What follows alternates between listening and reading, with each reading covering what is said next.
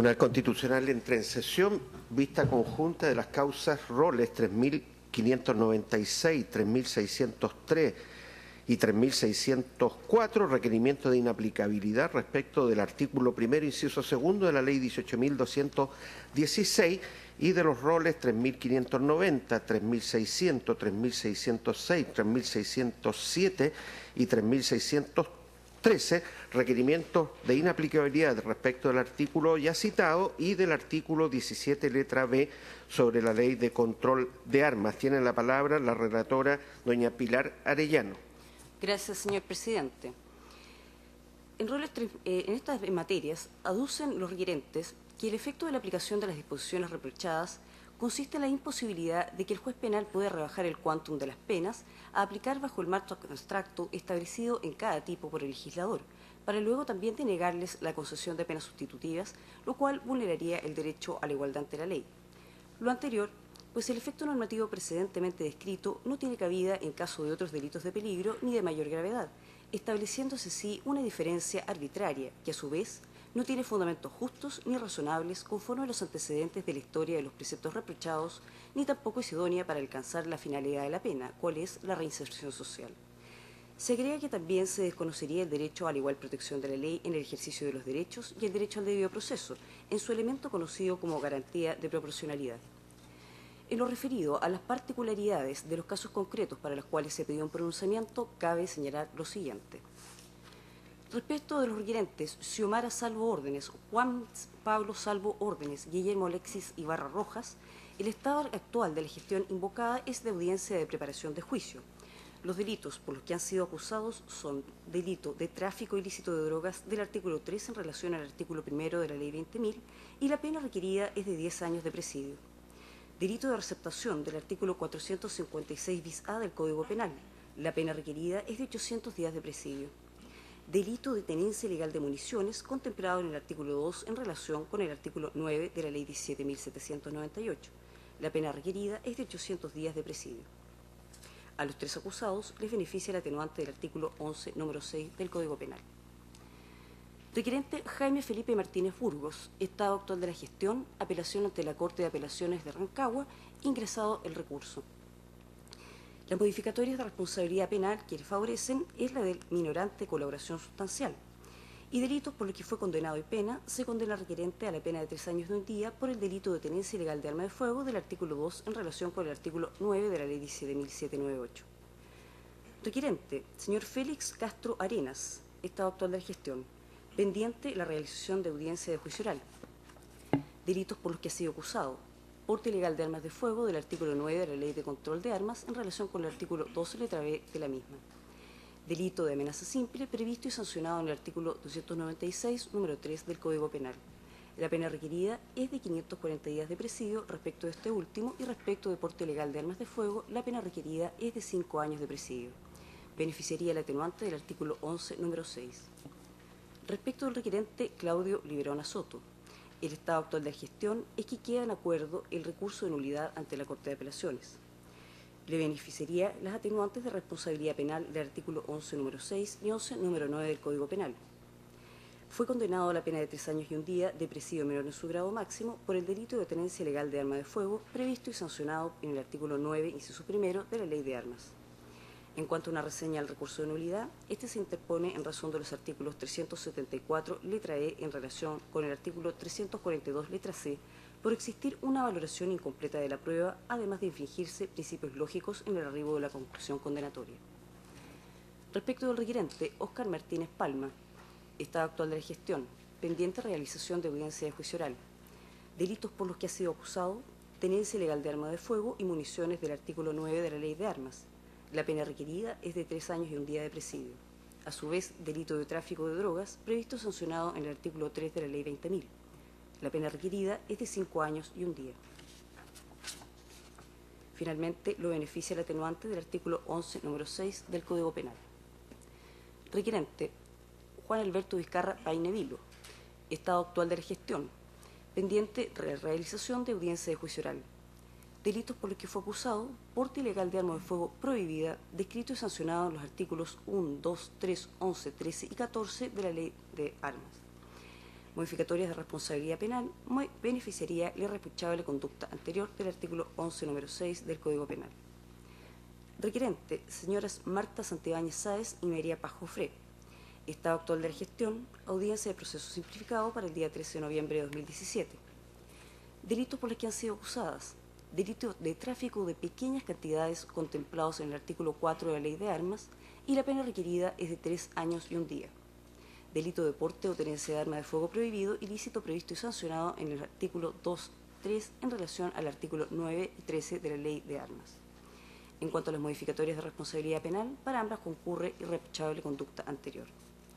Finalmente, requerente Víctor Mariñán Vilquimán, estado actual de la gestión, se reprograma audiencia de juicio oral. Los delitos por los que ha sido acusado es de porte o tenencia de arma de fuego convencional contemplado en el artículo 9 en relación al artículo 2 de la Ley de Armas y receptación según lo previsto en el artículo 456 bis A del Código Penal. La pena requerida en este caso también es de 3 años y 1 día. El Ministerio Público formula sus observaciones en los siguientes términos. Respecto al artículo 17b, en autos roles 3.590, 3.600, 3.606 y 3.613, aduce las siguientes argumentaciones para el rechazo de los requerimientos. Luego de explicar la historia de la Ley 20.813, que establece el texto del precepto reprochado, argumenta por qué no se vulnera el derecho a la igualdad desde la perspectiva de la razonabilidad, idoneidad, proporcionalidad y fin. Para tales efectos, critica la comparación efectuada con los delitos de peligro en relación con la aplicación de las reglas generales para determinar la pena. A su vez, cita otros cuerpos legales que contienen preceptos similares y que han sido declarados conforme a la Constitución. Agrega que la finalidad de la pena privativa también consiste en la readaptación y reforma del condenado, y finalmente recalca que el fin de la norma es acercar la pena que el juez determine a aquella fijada por la ley.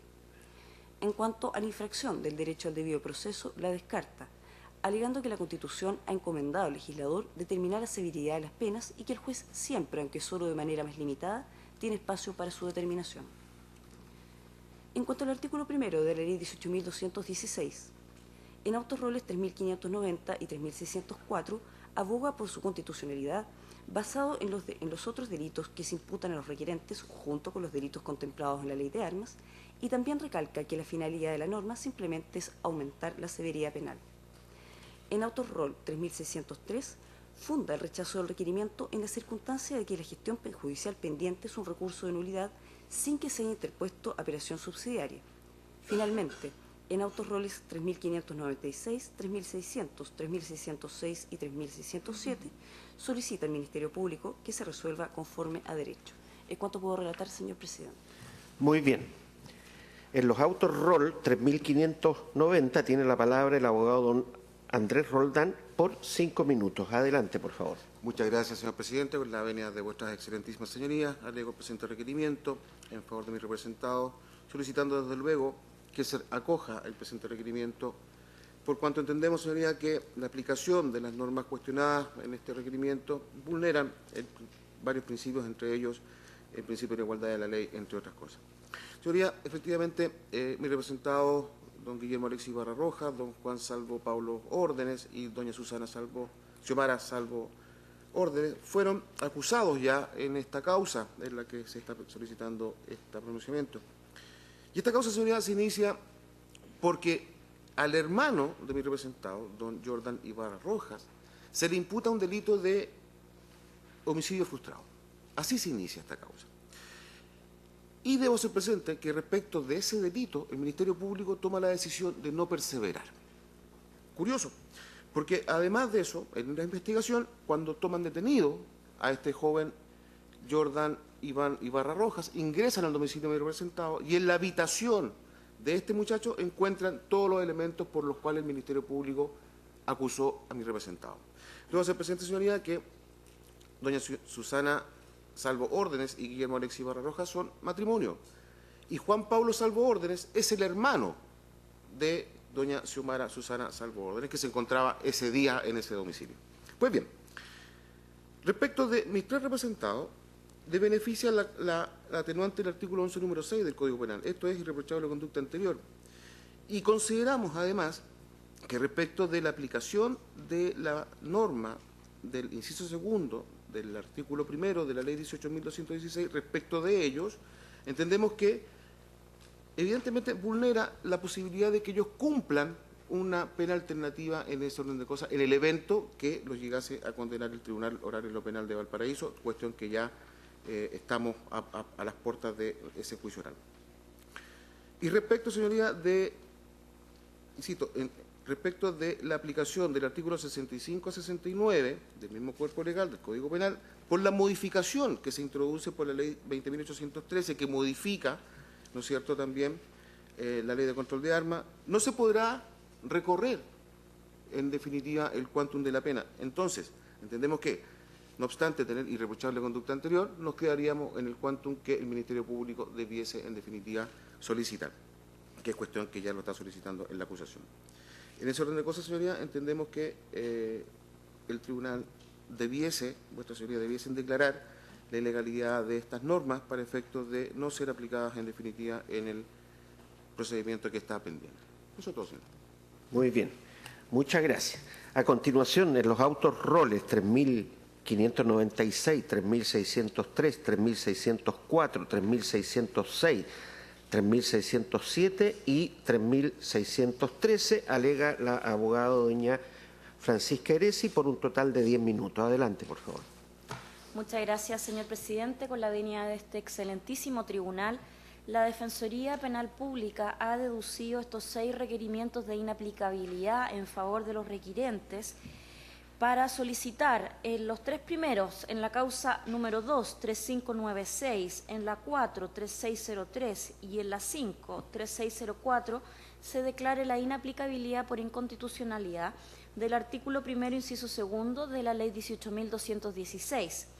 Y en las causas 6, rol 3.606, en la causa 7, 3.607 y en la causa 8, 3.613, se sirva a declarar asimismo la inaplicabilidad de dicha norma por inconstitucionalidad junto con la del artículo 17b, inciso segundo de la Ley de Control de Armas, por cuanto a nuestro juicio dichas disposiciones en las causas que se siguen en contra de nuestros representados vulneran gravemente disposiciones constitucionales, particularmente garantías que se encuentran establecidas en favor de ellos y que dicen relación con la dignidad de la persona humana, la igualdad de toda persona frente a la ley, el principio de no discriminación, el derecho a un racional y justo procedimiento, particularmente en su dimensión del principio de proporcionalidad, en lo que dice relación con la proporcionalidad de la pena, la necesidad e idoneidad de la misma. Todo esto redunda en que el juez sentenciador, con estas normas, se ve impedido de ponderar los antecedentes de los hechos y personales de mis representados para efectos de determinar la pena justa. Cabe hacer presente que todos ellos, salvo en el caso de la causa número 2, rol 3.596, gozan de irreprochable conducta anterior. En este caso número 2, el requirente Jaime Felipe Martínez Burgos ya fue condenado en un procedimiento abreviado a la pena de 3 años y 1 día de presidio menor en su grado máximo, reconociéndosele la atenuante de colaboración sustancial al esclarecimiento de los hechos. Se encuentra pendiente el recurso de apelación interpuesto por la defensa, por cuanto no se le ha concedido pena sustitutiva.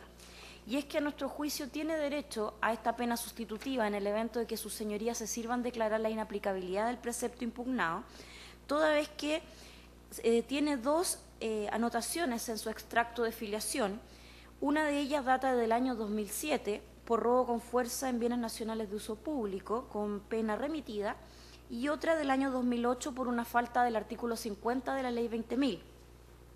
Todas ellas, de acuerdo a la actual redacción de la Ley 18.216, no debieran ser consideradas para efectos de ponderar los antecedentes de la situación personal de mi representado para efectos de otorgarle pena sustitutiva. En este sentido, entendemos que respecto de don Jaime Martínez Burgos, lo que se solicita mediante la apelación es que derechamente se confirme con declaración la sentencia, decretando que se decreta la pena sustitutiva de libertad vigilada intensiva, todo esto en el evento que este excelentísimo tribunal acoja este requerimiento de inaplicabilidad. Como señalé, el resto de mis representados goza de irreprochable conducta anterior.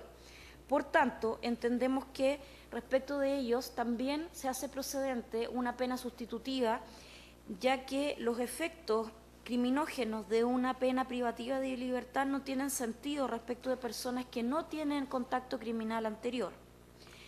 Además, entendemos que si se declara inaplicable el artículo 17b, inciso segundo, en los 3 últimos requerimientos, el juez sentenciador podrá disponer de las normas que refieren a ponderación de circunstancias atenuantes del artículo 67 a 69 del Código Procesal Penal, del Código Penal, perdón. Y en este sentido rebajar la pena en 1 o 2 grados dependiendo de las circunstancias atenuantes que se acrediten, desde ya la irreprochable conducta anterior, como puede ser también la colaboración sustancial al esclarecimiento de los hechos. Me adelanto a lo que puede señalar mi contraparte, el Ministerio Público, en relación a sus aprehensiones frente a estos requerimientos, en lo que se dice relación con don Claudio José Liberona Soto, que esta es la causa número 4, 3603, toda vez que, como se ha dicho en la relación, se encuentra pendiente el fallo de un recurso de nulidad interpuesto por la defensa en que se impugna la sentencia de conformidad al artículo 374 del Código Procesal Penal, sin que la defensa haya deducido apelaciones subsidio de conformidad al artículo 37 de la Ley 18.216.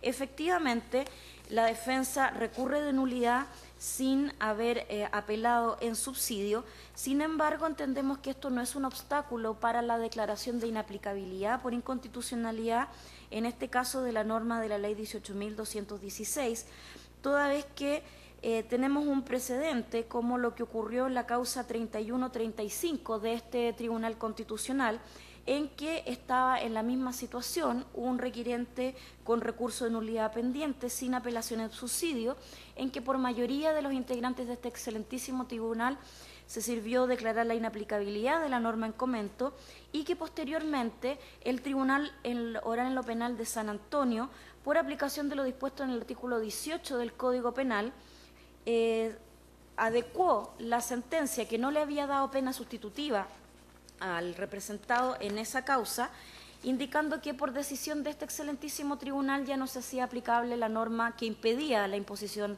o la concesión de pena sustitutiva y otorgó en definitiva la libertad vigilada intensiva al requirente. Por lo tanto, entendemos que todavía tenemos una instancia procesal ante el tribunal que dictó la sentencia en el evento que sea confirmada, ¿no es cierto?, por la Corte de Apelaciones respectiva, de pedir vía artículo 18 del Código Penal la concesión de la pena sustitutiva en el evento, por cierto, que este excelentísimo tribunal acoja nuestras pretensiones.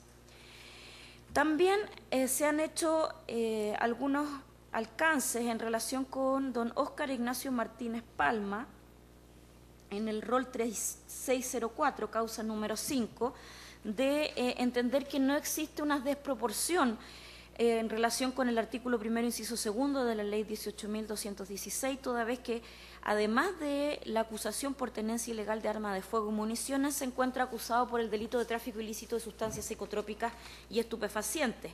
Y respecto de este hecho, se está solicitando una pena de 5 años y 1 día, que en el evento de ser condenado sería una pena efectiva y que, por tanto, no daría lugar a un beneficio o pena sustitutiva respecto del otro ilícito de tenencia ilegal de arma de fuego. Lo cierto es que a nuestro juicio, la gestión pendiente es el juicio oral que se encuentra agendado para el 4 de diciembre próximo, en que se ponderarán todos los antecedentes respecto de estos dos ilícitos y que evidentemente a mi representado todavía le favorece la presunción de inocencia en ambos hechos.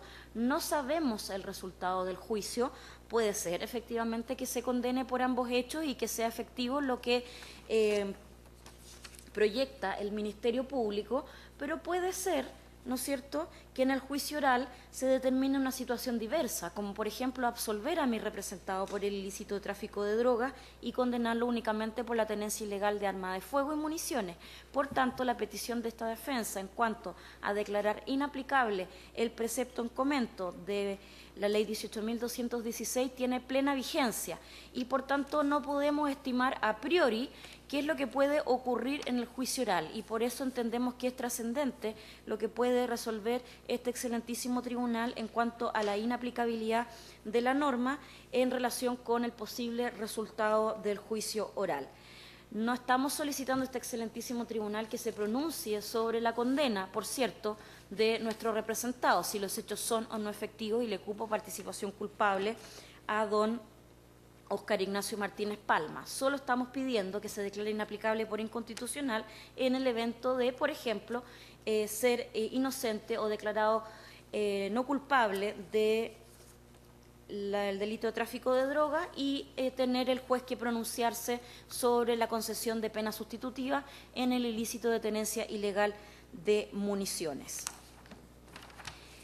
Respecto del resto de los requerimientos, entiendo que no hay mayores controversias. Como señalé, todos tienen irreprochable conducta anterior.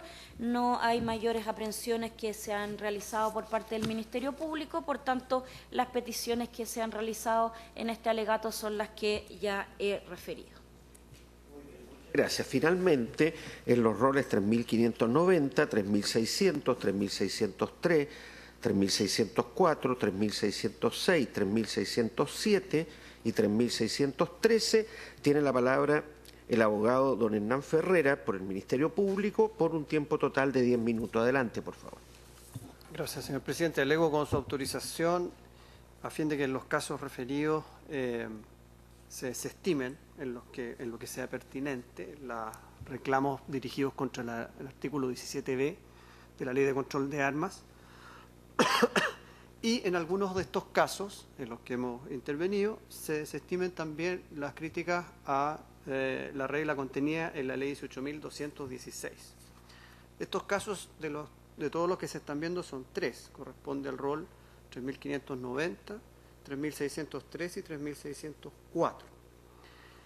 Respecto del rol 3.590 y el 3.604, nuestra oposición pasa fundamentalmente no solo por los argumentos que están plasmados desde luego en nuestras contestaciones y otros que son de sobra conocidos, producto de todas las veces que se ha analizado esta materia, sino que tiene que ver también con la gravedad de los ilícitos por los cuales se han formulado acusaciones en estos casos, que estas personas se encuentran eventualmente imputadas o próximas a ser juzgadas.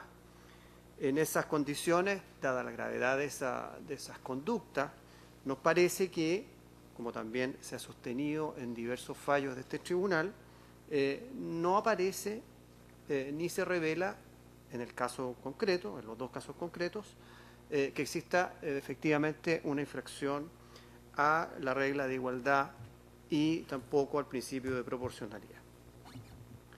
Estos casos, respecto del rol 3.590, por ejemplo, consiste en una causa donde hay 4 personas acusadas. Estas personas, en el lugar donde se encontraban, tenían 643 gramos de marihuana prensada y 92 gramos de marihuana elaborada. Tenían municiones, más de 7 millones de pesos, un chaleco antibalas. Había 2 vehículos en ese lugar, uno de ellos con vainas percutadas de armas de fuego. Había otro que tenía una patente que correspondía a otro vehículo. Y había 3 refrigeradores además. El detalle, ¿no es cierto? Había 3 refrigeradores que habían sido producto de un robo. Por lo tanto, estas personas están acusadas por 3 delitos. Están acusadas por tráfico de drogas, están acusadas por la tenencia de las municiones y la receptación. La tenencia de municiones, en estricto rigor, pareciera no ser el delito más grave, digamos, de todos los cometidos, pero lo cierto es que estas 4 personas están acusadas y enfrentan un juicio para eventualmente ser objeto de penas que, por lo menos en el tráfico de drogas, superan el rango del presidio mayor en grado mínimo, que sabemos es el umbral temporal, ¿no es cierto?, de las penas para poder acceder o no a las penas sustitutivas. Pero, en su conjunto, naturalmente, nos parecen que en estas tres conductas no se revela en la decisión legislativa que está contenida en el inciso segundo del artículo primero de la ley 18.216 las infracciones constitucionales que se denuncian en el requerimiento, por lo que pedimos desde luego que se desestime. El otro caso, 3.604, también es una causa donde son 3 acusados por un delito de tráfico de drogas. Estas personas son sorprendidas con 139 gramos de clorhidrato de cocaína, una cantidad que en nuestro concepto es suficiente para configurar el ilícito de tráfico de droga, el artículo 3, ¿no es cierto?, de la ley 20.000, y además, desde luego, portaban a una pistola 9 milímetros con un cargador con 16 disparos, ¿no?, o tiros posibles de ejecutar, digamos, con el arma. De suerte que también la combinación de suyo peligrosa y reprensible del tráfico sumado a la tenencia de esta arma de fuego, nos parece que también nos pone en condiciones de sumar a las argumentaciones expuestas en nuestras contestaciones los criterios a los que hemos aludido en un comienzo, en orden a que la gravedad de las conductas además nos pone en una situación donde no es posible vislumbrar las críticas constitucionales que se formulan en los requerimientos. Por lo tanto, en estos dos casos hemos hecho también oposición a lo que se refiere al artículo primero de la ley 18.216. Y el último caso es el rol 3.603. Aquí nuestra oposición tiene que ver con que, como ya se expuso en las alegaciones precedentes, corresponde a que no se ejerció, esta es una causa que se encuentra fallada, y no se ejerció el recurso establecido en el artículo 37 de la ley 18.216, precisamente para revisar en una instancia superior la denegación, en este caso, de las penas sustitutivas. Es decir, ya se determinó en un juicio que no era procedente imponer o conceder tal sustitución, y no obstante ello, eso no es materia de impugnación por parte de la defensa. Corresponde al ingreso 1029 de la Corte de Apelaciones de Valparaíso. Sobre este particular, evidentemente nosotros hemos estimado y formulamos así nuestra contestación, primero, a que no existe aún, y es una eventualidad meramente, la posibilidad de que exista en este caso un nuevo juicio. No hay, por otro lado, una manifestación por parte de la defensa de agravio en relación al aspecto que puntualmente pretende solucionar en este requerimiento, que es la denegación de una pena sustitutiva. Y en tercer término, naturalmente, siempre hemos manifestado nuestro también contraargumentación en orden a la aplicación del artículo 18 respecto de una sentencia de inaplicabilidad, puesto que estimamos que el artículo 18 es un mecanismo de revisión y lo que se persigue naturalmente con la inaplicabilidad es actuar antes de la dictación de las resoluciones judiciales, por eso se llama inaplicabilidad. Se trata de eximir al juez de aplicar ciertas normas que se estiman contrarias a la Constitución o que producen tales efectos al interior de un proceso. Por lo tanto, el mecanismo en cuestión no nos parece adecuado, más allá de que haya esto tenido lugar en un caso particular. Existen otros sistemas legales donde se recogen algunas sentencias de tribunales superiores, pero, como es el caso de Argentina, por ejemplo, y los fallos de la Corte Interamericana de Derechos Humanos, pero estos son todos mecanismos de revisión. En ese país se estableció un mecanismo preciso de revisión de sentencias judiciales cuando, a posteriori, vía mecanismo de revisión ante la Corte mencionada, se produce una modificación en definitiva en la situación que debe ser revisada. Pero son siempre mecanismos de revisión que nos parece no coinciden con la estructura, la forma y los objetivos que tiene el mecanismo que aquí se ejerce, que es un mecanismo de inaplicabilidad que naturalmente debe actuar antes de la aplicación de las normas. Por todas estas razones, naturalmente también nos parece que en este caso debiera desestimarse el requerimiento, que en ese caso se refiere particularmente al artículo primero de la ley 18.216. Eso es todo, señor presidente. Muchas gracias. Muy bien, muchas gracias a usted. Señoras ministras, señores ministros, ¿tienen preguntas que hacer a los abogados? Si no es así, terminada la audiencia.